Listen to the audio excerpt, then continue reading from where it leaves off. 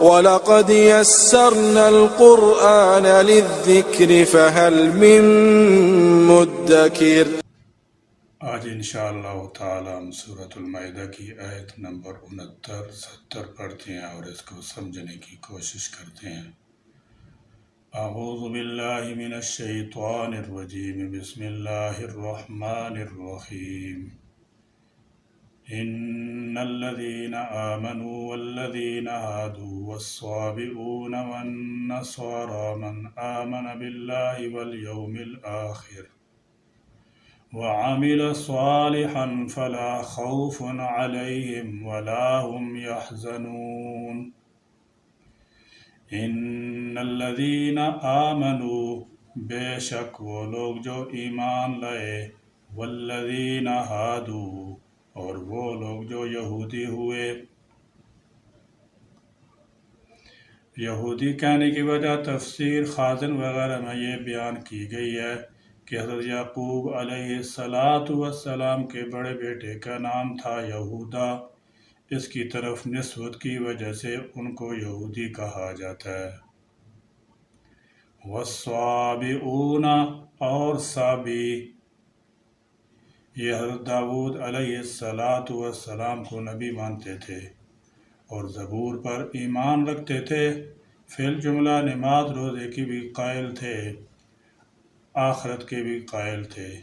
اللہ تعالی جل شانہ کی عبادت کے ساتھ ساتھ چاند اور سورج کی پوجا کرتے تھے۔ ان کے متعلق اختلاف ہے کہ یہ اہل کتاب میں سے ہیں یا نہیں، مگر صحیح بات یہ ہے کہ اہل کتاب میں سے ہیں، کیونکہ زبور کو ماننے کا دعویٰ کرتے ہیں۔ والنصارى، اور نصارہ،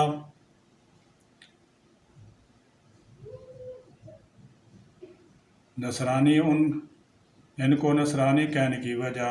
روایات میں آتا ہے کہ حضرت عیسیٰ علیہ السلام جس محلے میں پیدا ہوئے تھے اس کا نام تھا ناصرہ، اس کی طرف نسبت کی وجہ سے نصرانی کہا جاتا ہے۔ اور ان کو نصارہ کہنے کی دوسری وجہ یہ بیان فرماتے ہیں کہ حضرت عیسیٰ علیہ السلام نے جب یہودیوں سے خطرہ محسوس کیا تو اپنے ساتھیوں سے فرمایا، من انصاری الی اللہ، اللہ تعالی جل شانہ کی طرف جاتے ہوئے میری مدد کون کرے گا؟ قال الحواریون نحن انصار اللہ، حواریوں نے کہا اللہ تعالیٰ کے دین کی ہم مدد کریں گے، اس لیے ان کو نصارہ کہا جاتا ہے۔ من آمن باللہ، جو شخص ان میں سے ایمان لائے گا اللہ تعالیٰ پر، والیوم الآخر، اور آخرت کے دن پر، وعمل صالحا، اور عمل کرے گا اچھے، نیک، صالح۔ عمل صالح اس عمل کو کہتے ہیں جو اللہ تعالی جل شانہ کی طرف سے اس وقت نافذ کی گئی شریعت کے مطابق ہو۔ پس محمد الرسول اللہ صلی اللہ تعالی علیہ وسلم کی تشریف آوری کے بعد چونکہ شریعت محمدی ہی پوری انسانیت کے لیے واجب العمل ہے، اس لیے یہاں وہ اہل کتاب مراد ہیں جو شریعت محمدی پر ایمان لا چکے ہوں اور اس کے پیرو ہوں، یا جو شریعت محمدی صلی اللہ علیہ وسلم کے آنے سے پہلے توحید اور آخرت پر ایمان رکھتے ہوں۔ مطلب یہ ہے کہ نجات کے لیے اللہ تعالیٰ پر ایمان، آخرت پر ایمان اور نیک اعمال ضروری ہیں۔ جو اس معیار پر پورا اترے وہ ہر قسم کے غم اور فکر سے آزاد ہو سکتا ہے۔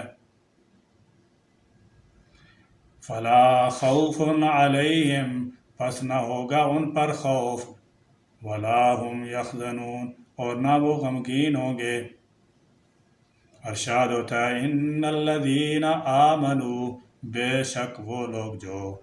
ایمان لائے، یعنی حضور علیہ السلام کی بعثت کے بعد جو اللہ تعالیٰ پر اور آپ کی رسالت پر ایمان لائے۔ اللہ تعالیٰ جل شانہ پر ایمان لانے کا مطلب یہ ہے کہ اس کی وحدانیت کو مانے، اس کی صفات و کمال پر یقین اور اس کے اسماء مبارکہ کی تصدیق کرے۔ یہاں پر ایمان کا اجمالاً ذکر کیا گیا ہے، جب کوئی شخص اللہ پر ایمان لاتا ہے تو اس کے رسولوں پر بھی ایمان لانا ہوگا، کیونکہ رسولوں کو بھیجنا اللہ تعالیٰ کی صفات میں شامل ہے، اور جو اللہ تعالیٰ جل شانہ کی وحدانیت پر ایمان لائے گا وہ اس کی صفات کو بھی مانے گا۔ لہذا اللہ تعالیٰ پر ایمان لانے میں رسولوں پر ایمان لانا بھی شامل ہے۔ سورہ بقرہ کی آخری سے پہلی آیت موجود ہے، کُلٌ آمن باللہ وملائکتہ وکتبہ ورسلہ، گویا ایمان باللہ میں اس کے ملائکہ، کتب اور رسولوں پر ایمان لانا بھی شامل ہے۔ بعض لوگ تقدیر کا انکار کرتے ہیں، مگر یہ بھی اللہ تعالیٰ کی صفات میں شامل ہے، جیسے فرمایا خَلَقَ كُلَّ شَيْءٍ فَقَدَّرَهُ تَقْدِيرًا، اس نے ہر چیز کو پیدا کیا اور اس کا اندازہ ٹھہرایا۔ جو شخص تقدیر کا انکار کرے گا وہ بھی ایمان سے خالی سمجھا جائے گا۔ امام شاہ ولی اللہ محدث دہلوی رحمۃ اللہ علیہ فرماتے ہیں کہ جو شخص جزائے عمل کا انکار کرے وہ بھی کافر ہے، اور اگر کسی کا اعتقاد یہ ہو کہ اللہ نے پیدا تو کیا ہے مگر اس نے انسانوں کی رہنمائی کے لیے نہ کوئی رسول بھیجا اور نہ کتاب نازل کی ہے اور نہ وہ انسانوں پر گرفت کرتا ہے تو پھر بھی کافر ہوگا، کیونکہ قرآن پاک میں صریحاً موجود ہے وَمَن يَكْفُرْ بِاللَّهِ وَمَلَائِكَتِهِ وَكُتُبِهِ وَرُسُلِهِ وَالْيَوْمِ الْآخِرِ فَقَدْ ضَلَّ ضَلَالًا بَعِيدًا، یعنی جو اللہ تعالیٰ، اس کے ملائکہ، کتابوں، رسولوں اور یوم جزا کا انکار کرتا ہے وہ گمراہی میں دور جا پڑا۔ ملائکہ اللہ تعالیٰ کے سفیر ہیں، وہ خلاق اور مخلوق کے درمیان پیغام رسانے کا ذریعہ ہیں، لہذا ان پر ایمان لانا بھی لازم ہے۔ یہ سب چیزیں اجزاء ایمان میں سے ہیں، تاہم اللہ تعالیٰ جل شانہ نے کہیں ایمان لانے کا اجمالاً ذکر کیا ہے اور کہیں تفصیلاً۔ ایمان کی جزیات میں کسی ایک جز کا انکار بھی مکمل انکار کے مترادف ہے، تو یہاں پر فرمایا کہ بے شک وہ لوگ جو ایمان لائے، اور اس سے مراد خالی دعویٰ ایمان نہیں بلکہ جو صحیح طور پر اجزاء ایمان پر لائے گا، اور پھر آگے اعمال صالحہ کا ذکر ہے۔ فرمایا ان تمام جزیات پر میں زبانی ایمان لانا کافی نہیں بلکہ عمل صالح، اس کے ساتھ نیک عمل کرنے کی شرط بھی موجود ہے۔ ایمان لانے کے بعد جو شخص اچھا عمل کرے گا، نماز، روزہ، حج، زکوٰۃ، جہاد، صدقہ خیرات وغیرہ اعمال حسنہ بھی انجام دے گا، اس کے ساتھ ساتھ اعمال قبیحہ یعنی کفر و شرک، نفاق، بدعت، ریاکاری، ظلم، تعدی، زنا، چوری وغیرہ سے اجتناب کرے گا، غرض کہ ہر وہ عمل صالح ہے جس کو عقل سلیم بھی اچھا سمجھتی ہے، اور ہر وہ عمل قبیح ہے جو عقل سلیم کے معیار پر پورا نہیں اترتا۔ یعنی اس آیت میں اللہ تعالیٰ جل شانہ نے یہ تنبیہ فرمائی کہ نجات اخروی کا دار و مدار نہ خاص فرقہ سے منسلک ہونے میں ہے، نہ حسب نسب میں ہے، اور نہ انبیاء علیہم السلام کی اولاد ہونے میں ہے، بلکہ اس کا دار و مدار سچے دل سے محمد الرسول اللہ اور آپ پر نازل شدہ کتاب پر اور صحیح معنی میں روز جزا و سزا پر ایمان لانے، اور اس کے بعد انہی عقائد کے مطابق اعمال صالح کے بجا لانے میں۔ ان سب فرقوں میں سے جو کوئی یہ کام کرے گا، اخروی آلام، مصائب اور عذاب سے نجات صرف اسی ہی کو حاصل ہوگی، انہی کو نہ کسی آنے والے خطرے کا خوف ہوگا اور نہ اپنی گزشتہ دنیوی زندگی کے متعلق کچھ غم ہوگا۔ لقد اخذنا میثاق بنی اسرائیل وارسلنا الیہم رسلا کلما جاءہم رسول بما لا تہوی انفسہم فریقا کذبوا وفریقا یقتلون۔ لقد اخذنا، البتہ تحقیق لیا ہم نے، میثاق بنی اسرائیل، وعدہ بنی اسرائیل سے، وارسلنا الیہم رسلا، اور بھیجے ہم نے ان کی طرف کئی رسول۔ بنی اسرائیل میں کثرت سے انبیاء علیہم السلام آئے ہیں، اور قرآن مجید میں جن پیغمبروں کا ذکر آیا ہے ان میں زیادہ تر بنی اسرائیل ہی میں سے تھے۔ کلما جاءہم رسول، جب بھی لایا ان کے پاس کوئی رسول، بما لا تہوا انفسہم، وہ چیز جس کو ان کے نفس نہیں چاہتے تھے۔ موجودہ تورات کے علاوہ انجیل میں بھی بنی اسرائیل کی اس بدخصلتی اور جسارت کا ذکر موجود ہے۔